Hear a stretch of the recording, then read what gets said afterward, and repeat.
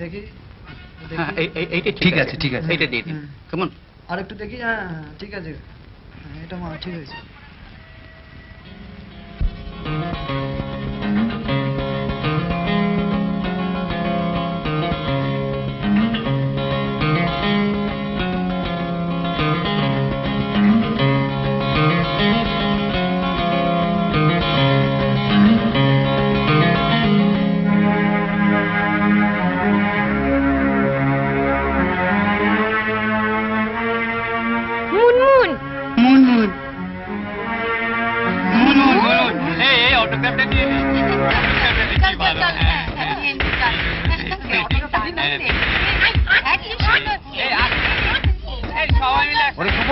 তাড়াতাড়ি এই ক্যামেরাটা নিয়ে গিয়ে মুনমুন সেনের ছবিটা তুলে নেই, দোকানে পাবলিসিটি হয়ে যাবে। কি ভালো না?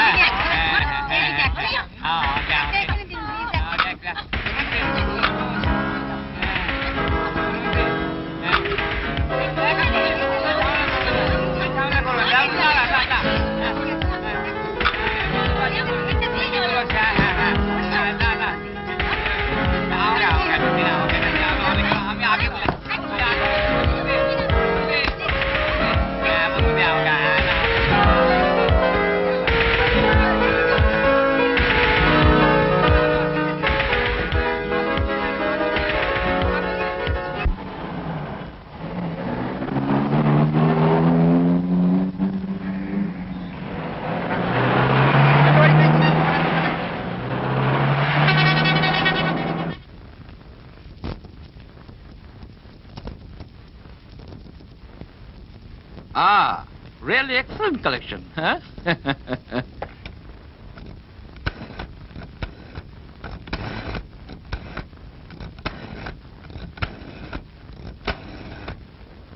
Hello, silver travels. Mister Chatterjee, আমি অসিত ধর কথা বলছি। আমার টিকিট এখনো কনফার্ম হয়নি। ও নো, রাজধানী এক্সপ্রেসই চাই। না না, চেয়ার কার নয়, স্লিপার। That's right. ওকে, আমি সন্ধ্যাবেলা আজ আবার আপনাকে ফোন করব। Thank you once again. It's really beautiful, Mr. Dhar. Sure, Elizabeth. Let's make a move now.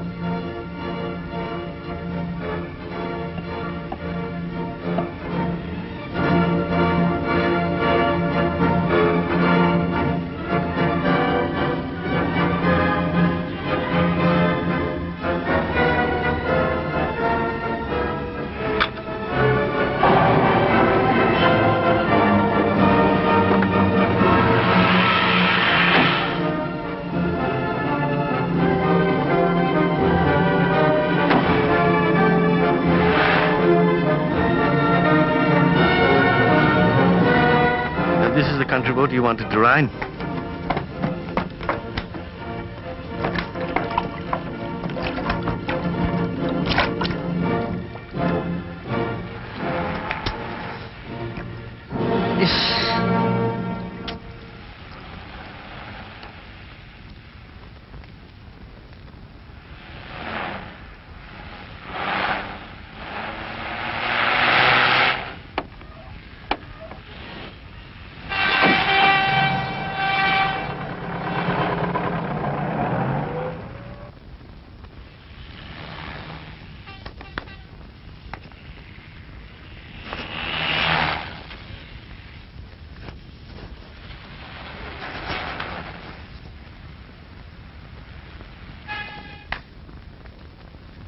তুই কিন্তু আগাগোড়া দারুণ উপস্থিত বুদ্ধির পরিচয় দিয়েছিস।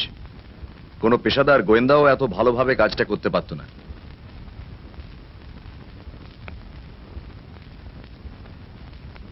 টুনির মালাটা যে অসিত ধরে নিয়েছে সেটা তো বোঝা গেছে। সেই মালাটা আছে গ্রিন ভিউ হোটেলে এক বিদেশি মহিলার কাছে। ও মালাটা নকল। হ্যাঁ, নকল? কি করে জানলে? অসিত ধর অতি চালাক।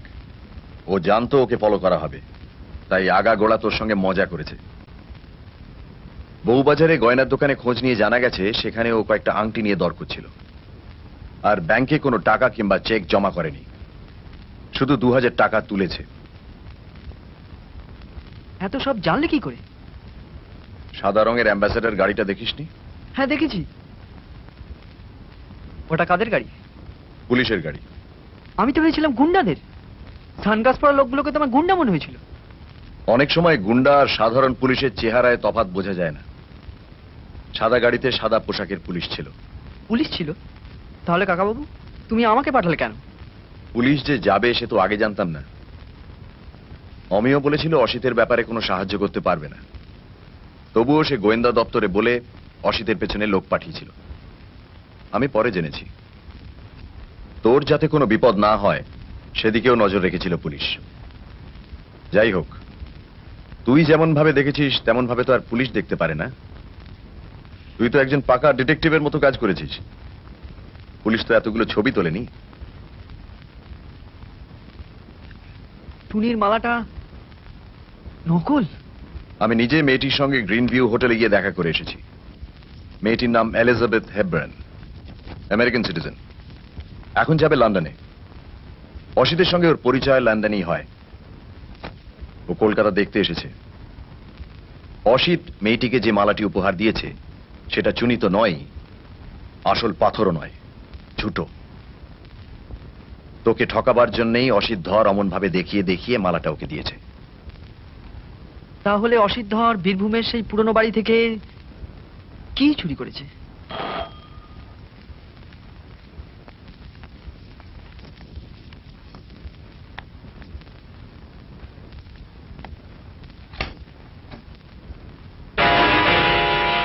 কি সন্তু বাবু, আজ সারাদিন কেমন কলকাতা দেখা হলো?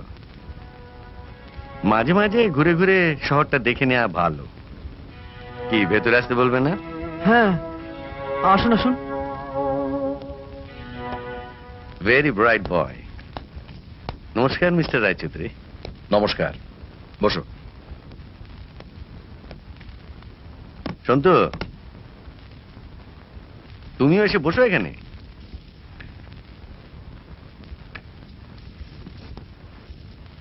আমি কিন্তু এখনো বুঝতে পারিনি যে আলীনগরের পুরনো বাড়ি থেকে তুমি কি নিয়েছো। আপনি তাহলে হার স্বীকার করছেন? আপনি বিখ্যাত লোক, অনেক সব রহস্যের সমাধান করেছেন বলে শুনেছি। আপনার মুখে হার স্বীকার করার কথাটা শোনা একটা নতুন ব্যাপার, কি বলুন? ও বাড়ি থেকে তুমি কিছু নাওনি তাহলে? হ্যাঁ নিয়েছি, অবশ্যই নিয়েছি, এবং সে কথা তো আমি আপনার কাছে আগেই স্বীকার করেছি। কিন্তু প্রশ্নটা হলো কি নিয়েছি আর কোথা থেকে নিয়েছো? আপনার কি মনে আছে মিস্টার রায়চৌধুরী, আমি বিমানকে বলেছিলাম তার পাগলা দাদুর ঘরের খাটটার 4টে পায়া বেশ দামি? ইটালির ফ্লোরেন্স শহরের ধনীরা এই ধরনের খাটের পায়া ব্যবহার করত 200-250 বছর আগে।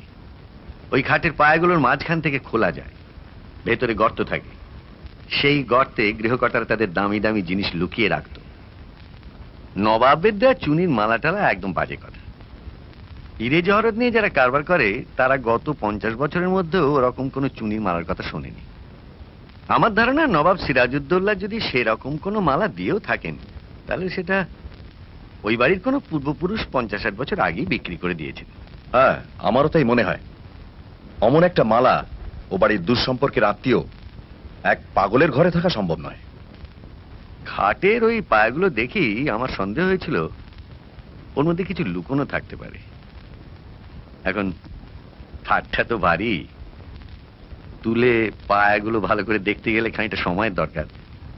সেই জন্যই কিছুক্ষণের জন্য আপনাকে ওই ঘর থেকে সরিয়ে দেওয়ার দরকার হয়ে পড়েছিল। তাই জন্যই আপনাকে আছাড় খাইয়েছিলাম। আমি দুঃখিত। পুরনো কথা বাদ দাও অসিত, খাটের পায়ার ভেতর থেকে কি পেলে তাই বলো।